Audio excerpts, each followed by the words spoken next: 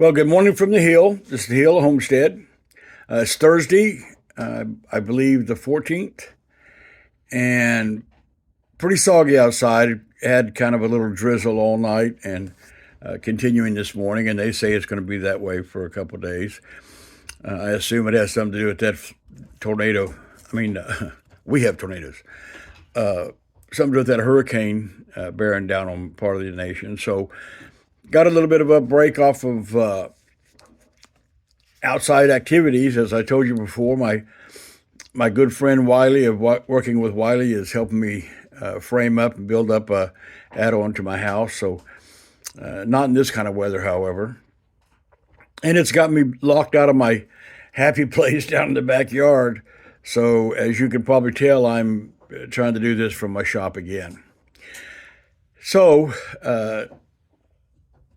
without further ado, I had a couple of messages from folks on my leadership talks, and one of them, most of them, for the most part, were all very gracious in their remarks. One of them, though, that I think I actually appreciated the most, asked me, it sounds like great advice, but what's your bona fides? And he was right in asking of that. Why would you want to listen to somebody and perhaps try the stuff they say that could enhance or not your profession without knowing if he had any background to do what he's trying to teach you to do? So I thought it was a good comment, and I'm going to honor that and tell you a little bit about myself. Probably the most boring video you've ever seen. I don't know how I'm going to keep it under so many minutes because I have lived 70 years so far and worked 50 odd of that. So I'm going to give it a whirl. If it's too long, I think I'll leave the very last thing to be the best thing. So if you don't stay through the whole thing, you missed it. Well, I was born in Lawton, Oklahoma, and at the age of about 5 or 6, my folks moved us to Southern California, or Central California, kind of, around the Fresno area. And my dad had a farm there. Until 1969, our house burned down. And my mom and dad was confronted with the truth that they had 3 kids and nowhere to live. So they shipped my brother and sister and I back to Oklahoma, to Altus, where my grandparents lived. And they stayed and put the house, rebuilt the house and sold it, and then they moved out here. And as it turns out, that may have been one of the things that helped my life more than anything else, which was staying with my grandparents. My grandfather, he's the patriarch of our family, obviously, and he was a great man, and I've never met anybody with an integrity level greater than I witnessed from him. And I always refer back to him many times, the stuff that he taught me about being a man, being useful, being a part of society that was on the plus, not the negative. So it was really, during my informative years, it was really nice that I had that to look forward to. Fast forward a few years, I left home when I was about 16 and a half years old, and I worked 2 jobs and went to school, high school, and worked 2 jobs, had an apartment on my own. And construction was the vocation that I chose to try to make a living. Later on, I got married and, of course, had 2 kids. And I was working as a trim carpenter, trimming inside of houses and building the cabinets and what have you. And then that particular builder decided the guy that was running those crews decided that he wanted to be a builder. So he started building his own custom homes, and he didn't farm out anything he didn't have to. So as I learned how to do concrete forms, frame, trim, the whole 9 yards. And then when winter would come and housing would slow down, there really wasn't a lot of work for a carpenter. I got in with a floor company, and anytime I didn't have work, I would work for that floor company. Consequently, I became a ceramic tile mechanic, a floor tile mechanic, Formica, plastic laminate mechanic. So I could lay carpet. I could do a lot of stuff. And that helped springboard me into my first foreman's job on a construction site. And so I was a foreman for a couple of years. And one of the flaws in my character, I think, is I cannot stand there being rungs of a ladder above me. Now, I never kidded myself and thought I could springboard to the very top, but if there was a step ahead of me, if I was a lead carpenter and there was a foreman job above me, that's the one I wanted. If I was a foreman and the superintendent's job above me, that's the one I wanted. As a superintendent, the next step up would be a project manager, and guess what? That's the job I sought for. So I climbed very, very fast up that ladder in construction. I did a long time as a superintendent over huge, huge projects. One of them was a project here in Oklahoma City that was at the time the biggest project going on in Oklahoma. And I was a superintendent of that. As a matter of fact, my title was actually superintendent / project manager. So, sometimes we would have as many as 1,000 people on those job sites. And while a lot of them, not all of them, but a lot of them were subcontractors, they still fell under the purview of the superintendent. So, you might have to juggle and manage 800 to 1,000 people at any given time. And I gleaned a tremendous amount of experience from that. And I had a lot of really good teachers that helped me through all that. As I explained in my last video, it came a time in 1986 when building was just shut down. I mean, you couldn't buy a job. And I went to work for the Federal Bureau of Prisons in El Reno, Oklahoma as a maintenance foreman. And guess what? There were a lot of ladders above that one. So I began climbing those ladders and went from a maintenance supervisor over inmates to the general foreman, that all of the inmates and crews and bosses, maintenance foremen, fell under my purview. And then the next step up was a project representative, which was like a superintendent for the government. So when they would build a new building, I would go as a project representative, which would be like a superintendent and oversee those jobs. I felt qualified. The next step was a facility manager. I felt qualified in doing that. So went into that arena and opened a brand new prison while I was a facility manager. Now understand, a facility manager is in charge of the entire physical plant. They built a new prison at the airport so they could transport convicts all the way across the nation for various reasons, and that was a holdover, you might say, inmate hotel. After 15 years of that, I worked myself up into the point of government that was just racked with stress. And my health began to deteriorate.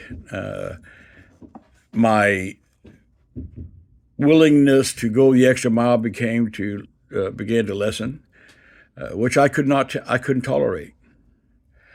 So I resigned after 15 years. Only had 5 years left to go to retire, and I resigned. And I opened up my own cabinet shop, and I purchased a established, unfinished wood, solid wood furniture store. There were several of them throughout the nation, probably 25, I don't know, maybe 1,500, 2,000 of them across the nation.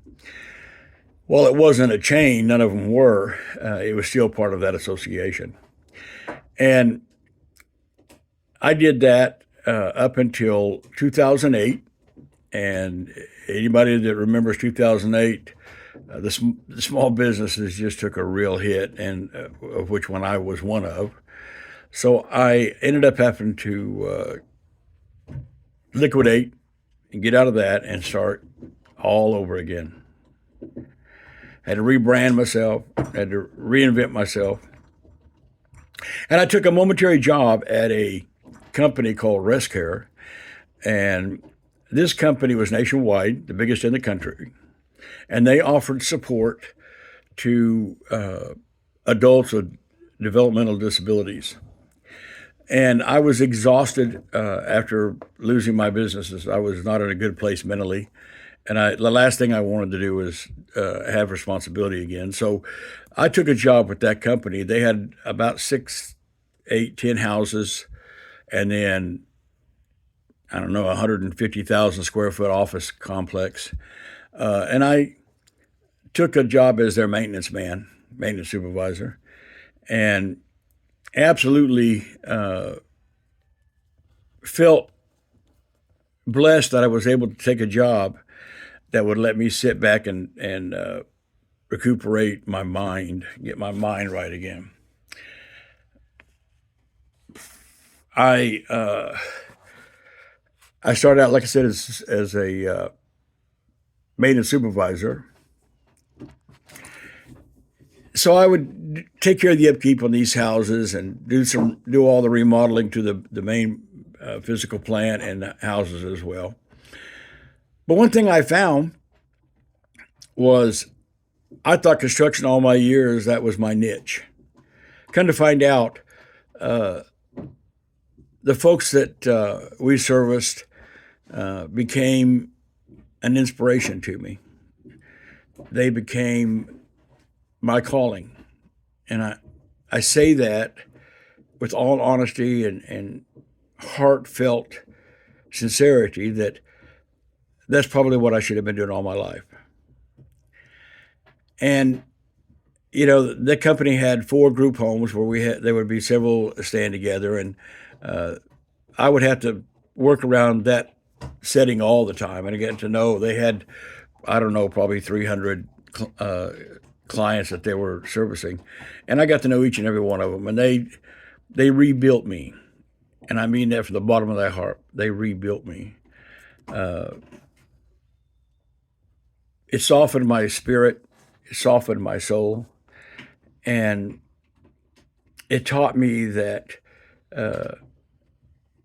being in this environment soothed all of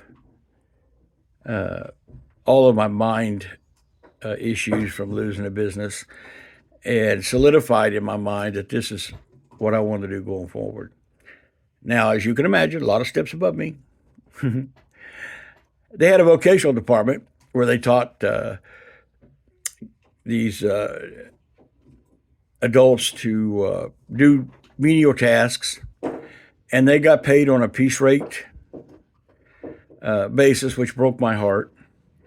You know, if they might work all week long and make $20, but the truth of the matter is, they might have got an hour and a half work done in that month. It's just the nature of the issue.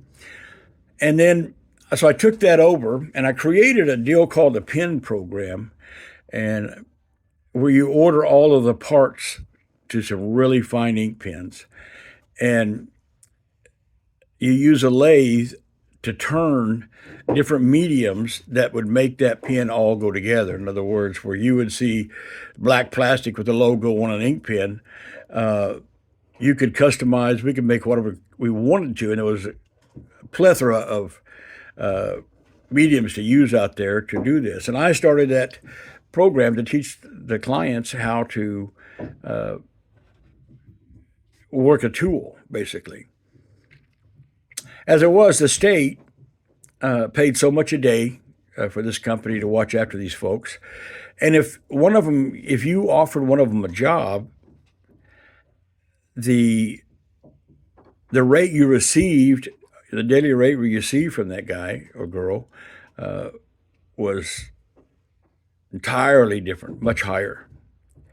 And it left you had to pay them at least minimum wage, which it took care of that soft place in my heart that was hurting that they were only making X number of dollars.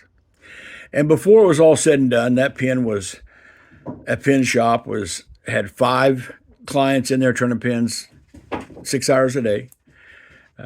We would go to fairs and what have you, and I'd set up a temporary shop in there, and they would, the guys and girls would turn while they were selling, and then I taught them they had to learn how to sell their own product. I just stood back and watched them, and that was extremely gratifying as well.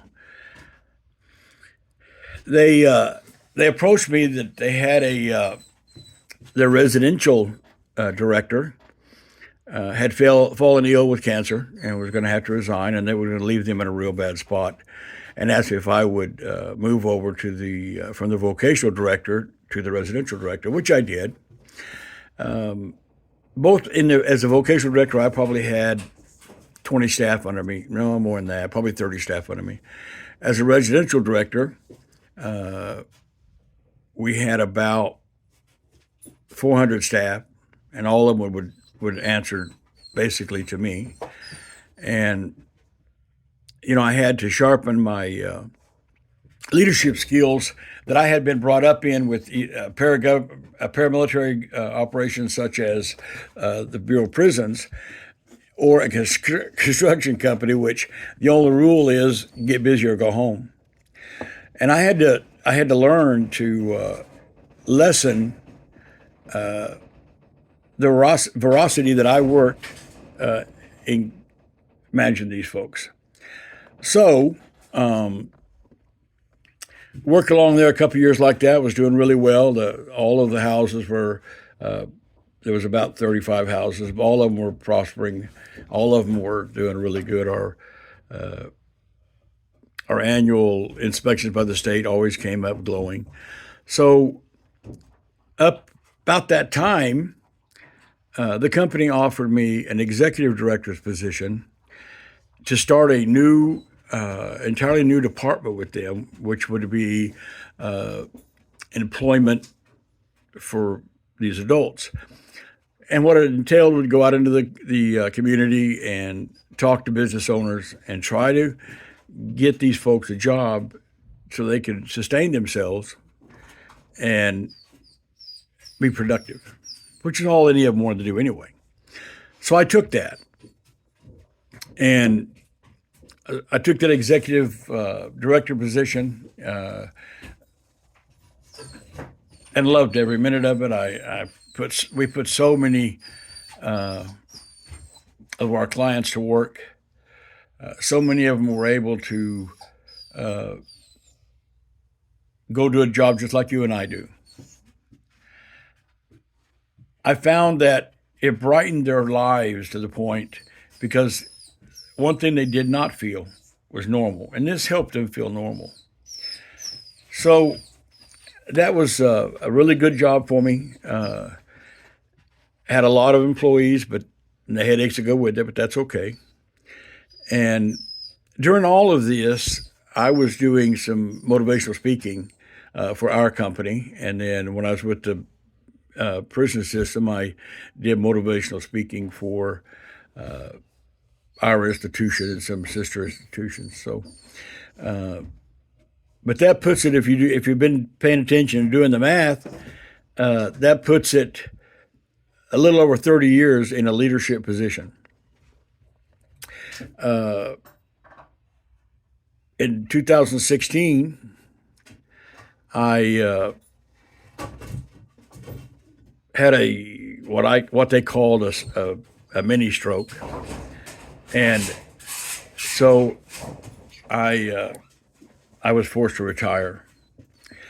And retirement's been tough for me because I miss all that jazz, but it's also been very rewarding for me to be able to build this house with our own two hands and build our little enterprise on the hill here.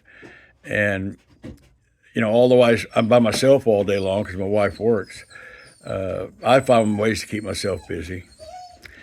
And that pretty much sums up how I felt that I have the qualifications to talk to somebody about leadership. And I'm still learning every day, as should you be. So I hope this doesn't waste too many people's waste your time too much.